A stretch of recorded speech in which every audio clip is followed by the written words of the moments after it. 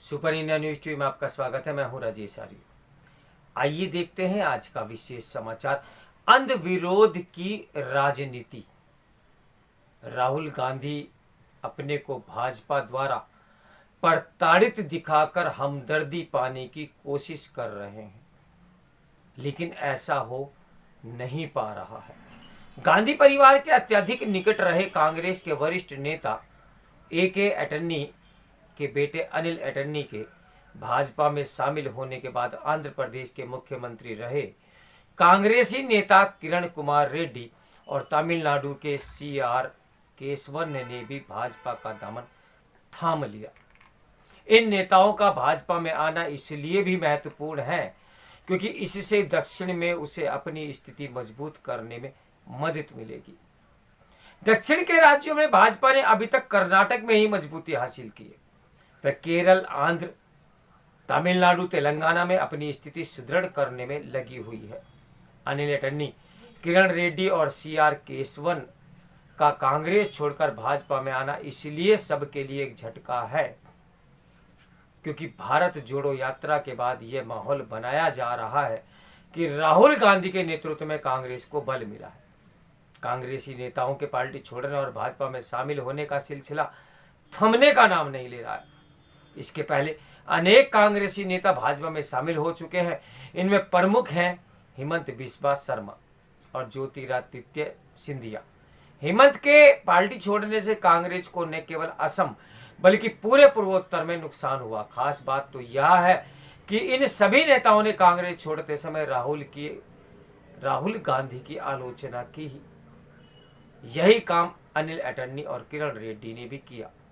इनका कहना है कि कांग्रेस में वही रह सकता है जो गांधी परिवार और खासकर राहुल गांधी की चाटुकारिता करे। इनका यह भी आरोप है कि गांधी परिवार को चाटुकार नेताओं की एक मंडली घेरे हुए है। यही बात कांग्रेस छोड़ चुके गुलाम नबी आजाद ने भी कही थी। अपनी आत्मकथा के विमोचन के बाद उन्होंने यह भी कहा कि देश की सबसे पुरानी पार्टी में रहने के लिए ऋण विहीन होने की जरूरत है। उन्होंने यह भी दोहराया कि उन्हें राहुल गांधी के कारण कांग्रेस छोड़नी पड़ी। उनकी माने तो अब कांग्रेस में वही हो रहा है जो राहुल गांधी चाह रहे हैं। भले ही मानहानि के मामले में दंडित होने के कारण अपनी सदस्यता गंवाने के चलते इन दिनों राहुल गांधी चर्चा के केंद्र में हो, लेकिन सच तो यह है कि उनका करिश्मा कम होता दिख रहा है। वे आम कांग्रेसी नेताओं को प्रेरित और प्रोत्साहित नहीं कर पा रहे। शायद यही कारण है कि भारत जोड़ो यात्रा के बाद भी एक के बाद एक नेता पार्टी छोड़ रहे हैं। ये सिलसिला कायम रहे तो हैरानी नहीं। राहुल गांधी कांग्रेस को मजबूत करने के नाम पर केवल मोदी के अंध विरोध की राजनीति करने में लगे हुए हैं। वह यह राजनीति पिछले कई वर्षों से करते चले आ रहे हैं। हालांकि इस राजनीति से उन्हें कोई लाभ नहीं मिला, लेकिन उन्हें लगता है कि वे मोदी की छवि को नष्ट करने में सफल हो जाएंगे। वे मोदी की छवि पर प्रहार करने के लिए कोई ना कोई मुद्दा लाते रहते हैं। जैसे पहले उन्होंने राफेल सौदे का मुद्दा बनाया था, वैसे ही अब अदानी मामले को लेकर आए। गत दिवस शरद पवार ने इस मुद्दे की हवा निकालने का काम किया। राहुल यह माहौल बना रहे हैं कि अदानी मामले को उठाने के कारण ही उनकी सदस्यता खारिज कर दी गई, जबकि सच तो यह है कि उनकी सदस्यता इसलिए खारिज हुई क्योंकि वह सूरत की एक अदालत में मानहानि के मामले में दोषी पाए गए। उन्हें 2 वर्ष की सजा सुनाई गई।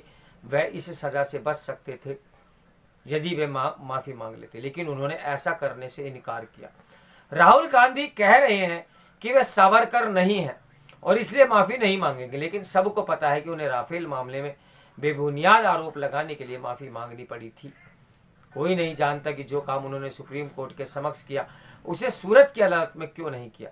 लगता है किसी ने उन्हें समझा दिया कि वे यदि प्रधानमंत्री को लांछित करते रहे तो उन्हें लोकप्रियता मिल जाएगी, लेकिन अभी तक इससे उन्हें नाकामी ही मिली है। वह ये भी साबित करने में लगे गए हैं कि मोदी के नेतृत्व में भारत में लोकतंत्र खत्म हो गया है। चूंकि भाजपा इस बात को भांप गई कि राहुल गांधी प्रधानमंत्री मोदी पर आक्रामक रहने वाले हैं, इसलिए वह भी उनके खिलाफ आक्रामक है। जब कांग्रेस संसद में अदानी मामले की जेपीसी जांच की मांग कर रही थी, तब भाजपा राहुल से अपने उस बयान के लिए माफी मांगने पर अड़ी जो उन्होंने लंदन में दिया था। इसका नतीजा यह हुआ कि संसद के बजट सत्र का दूसरा चरण बिना किसी खास कामकाज के ही खत्म हो गया। ये अपने आप में ये अपने आप में अप्रत्याशित रहा कि सत्तारूढ़ दल के हंगामे के कारण भी संसद नहीं चल पाई।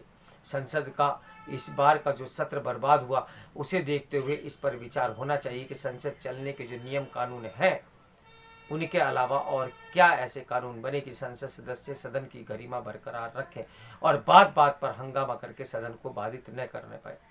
ऐसे नियम कानून बनाने इसलिए भी आवश्यक हैं क्योंकि आगामी विधानसभा और लोकसभा चुनावों को देखते हुए आगे भी संसद चलने की आसार नहीं नजर आ रहे हैं। राहुल गांधी अपने को भाजपा द्वारा प्रताड़ित दिखाकर हमदर्दी पाने की कोशिश कर रहे हैं, लेकिन वह ये भूल रहे हैं कि ऐसा हो नहीं पा रहा है। वे मानने के अच्छे भले कारण है कि प्रधानमंत्री पर निशाना साधने के फेर में वे कांग्रेस पर ध्यान नहीं दे पा रहे और इसलिए कांग्रेसी नेता पार्टी छोड़कर जा रहे हैं। राहुल गांधी प्रधानमंत्री मोदी के खिलाफ तो खूब बोलते हैं, लेकिन वह जटिल विषयों पर मुश्किल से ही कुछ कहते हैं। यदि कभी कुछ कहते भी हैं तो वह नहीं बताते कि वे जिन समस्याओं का जिक्र कर रहे हैं उनका समाधान कैसे हो सकता है। वह ये समझने के लिए तैयार नहीं कि मोदी हटाओ जनता को आकर्षित करने का कोई एजेंडा नहीं हो सकता। यह तय है कि राहुल गांधी अपने तौर तरीके बदलने वाले नहीं, लेकिन कांग्रेस के वरिष्ठ नेताओं को इस पर विचार करना होगा कि सिर्फ राहुल के चाटुकार नेताओं को अगल बगल रखकर वे कितने दिन अपनी राजनीतिक जमीन बचा सकते हैं। तो मेरे साथ बने रहें सुपर इंडिया न्यूज टीवी के ब्रेकिंग न्यूज के लिए। नमस्कार, मैं हूं राजेश आर्या।